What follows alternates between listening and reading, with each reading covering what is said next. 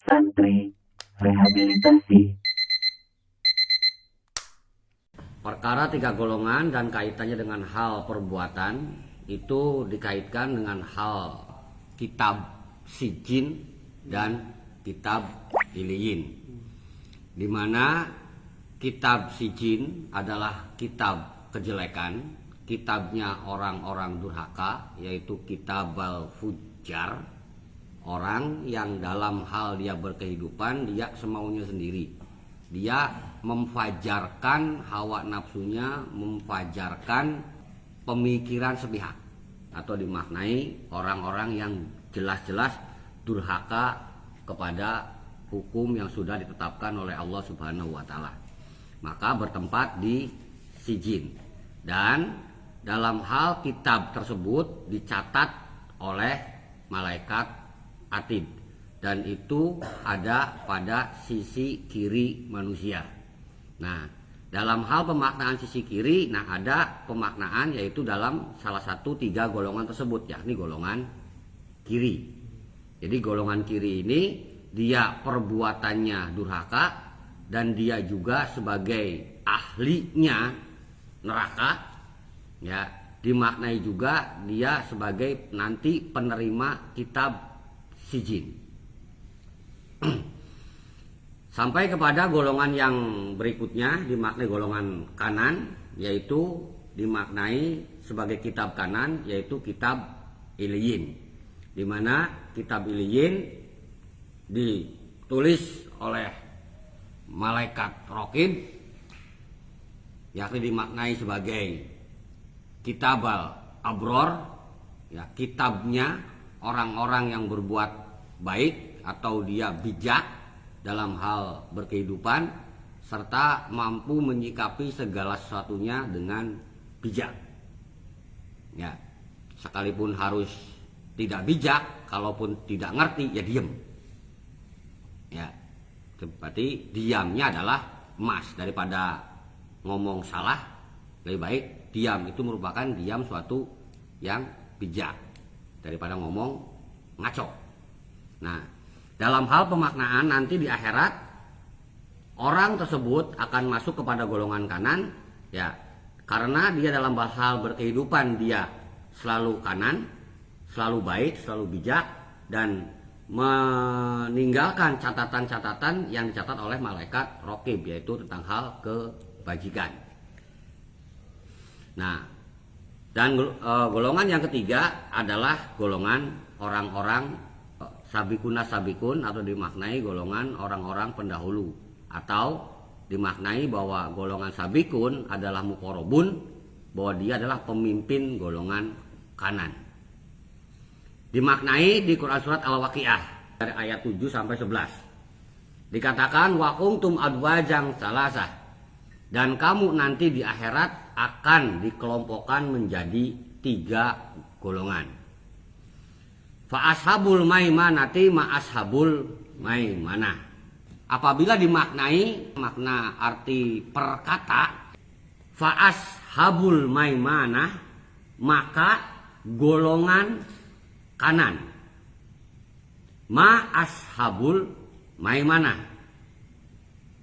siapakah golongan kanan ini?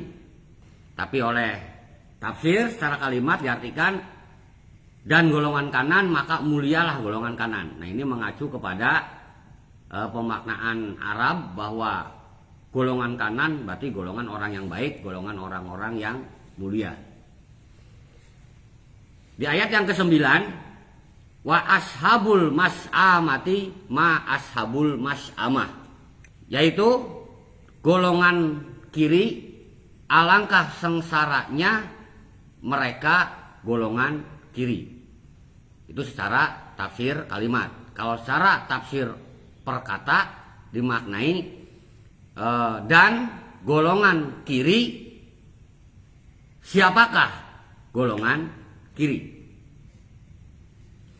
Dimaknai kiri, ya, di sini menggunakan kata mas'amah dengan akar kata yaitu shin atau sya, ya, shin gede, sya, alif atau hamzah, kemudian mim.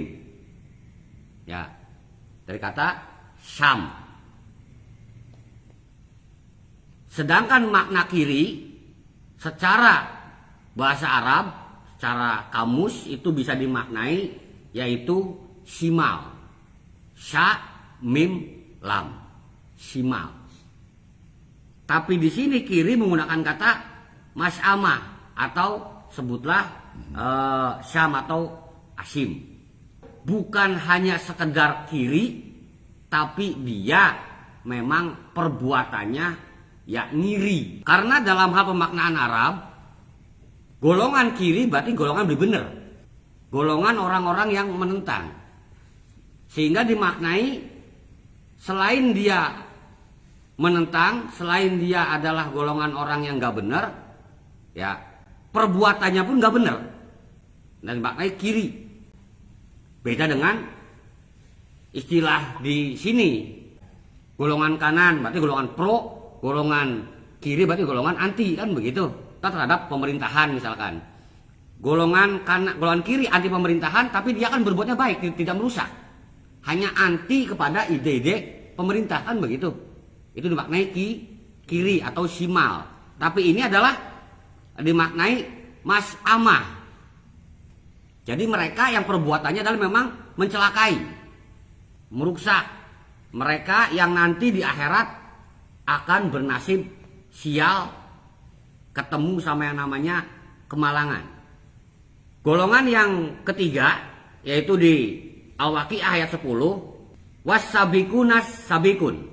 Secara arti kata, dan orang-orang terdahulu merekalah orang-orang yang terdahulu. Atau dimaknai merekalah orang-orang yang bersegera, lagi mereka bersegera.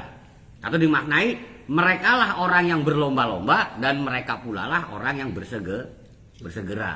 Secara makna kalimat digamblangkan yaitu mereka orang-orang yang terdahulu dalam hal beriman, dia lebih dulu beriman, kemudian dia akan lebih dulu masuk surga.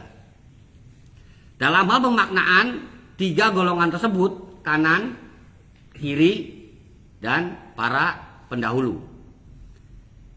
Dalam kategori sabikun sabikun, para pendahulu, ini langsung dijelaskan di ayat berikutnya.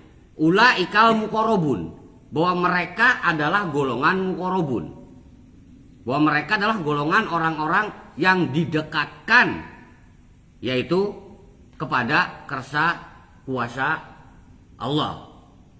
Jika Allah ya memiliki, sebutlah dalam hal ini adalah kekayaan, al-ghani, kan begitu. Nah, orang tersebut dikaruniai kekayaan, alhamdulillah dia kaya tuh. Bahkan di sisi lain, orang yang dekat kepadanya kasih modal kaya, kasih usaha kaya, kasih jalan sedikit kaya.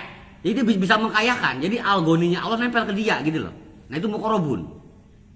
Paham? Juga Allah mempunyai sehat. Setiap orang yang sakit datang ke dia sembuh.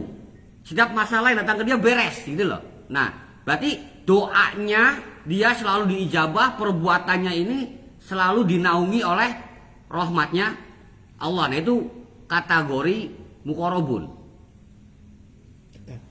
Ya, dekat dari kata qarib. Pemaknaan muqarrabun ya, di pemahaman kemarin bahwa muqarrabun disosokkan di dalam Al-Qur'an, ya dicontohkanlah salah satunya yaitu Al-Masih Isa bin Maryam, Al-Masih putra Maryam, wajihan fid dunya wal akhirah, terkemuka di dunia dan di akhirat, wa minal muqarrabun, dan termasuk pada jajaran abdi-abdi yang didekatkan kepada kersa kuasa Allah, di mana melalui kedekatan tersebut ya Nabi Isa alaihissalam dikaruniai banyak mukjizat, sampai kepada mukjizat yang terbesar adalah Injil, ya juga mampu menyembuhkan segala macam penyakit, termasuk penyakit dari lahir, kebutaan, termasuk juga adalah mampu menghidupkan orang mati atas izin Allah, dan juga mampu menghidupkan burung yang terbuat dari tanah liat. Nah itulah makna-makna dekat. secara manusia normal, no, nggak bakal. Nah inilah makanya wakana minal mukorobun, yang memang keadaannya Nabi Isa tersebut adalah bagian daripada jajaran mukorobun. Sampai kepada pemaknaan bahwa yang namanya mukorobun tersebut yakni adalah abdalillah, yakni abdinya Allah yang dalam hal dia beribadah lillah tanpa mengharapkan sesuatu apapun. Jika diperintahkan untuk ibadah, ya sudah ibadah. Nggak ada iming-iming pun nggak masalah. Kalau ada iming-iming, ada pahala, ada ganjaran, ada jaminan surga, itu nggak fokus ke sana, tapi fokus kepada khusyuknya ibadah. Sekalipun diperintahkan sholat, ya nanti dosamu akan diampuni, akan diberikan surga tanpa hisab, misal, ya. Kalau yang bukan abdi, dia pasti ngejernya, diampuni dosanya, ya dengan memperbanyak sholat. Dengan memperbanyak sholat tersebut nanti dia akan diberikan surga. Tapi kalau abdi, apalagi dia mukorobun, ya maka dia akan berusaha bagaimana sholatnya khusyuk, bagaimana dia akan berusaha sholatnya benar dijek-ajek. Ini perbedaannya nih. Walaupun keduanya sama, masuk golongan kanan, tetap golongan kanan.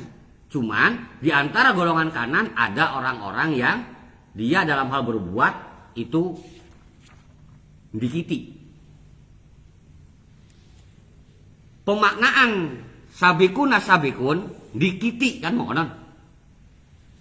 Orang yang memang dia terdahulu atau mendahului yang bersegera, bahkan dimaknai sebagai orang yang menempuh jalan sukar, bahwa dia juga adalah mengikuti dimaknai dengan perlombaan dalam hal kebaikan.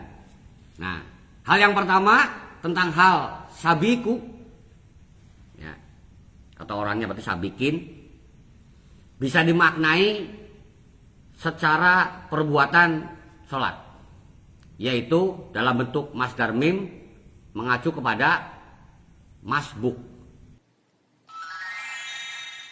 Santri rehabilitasi.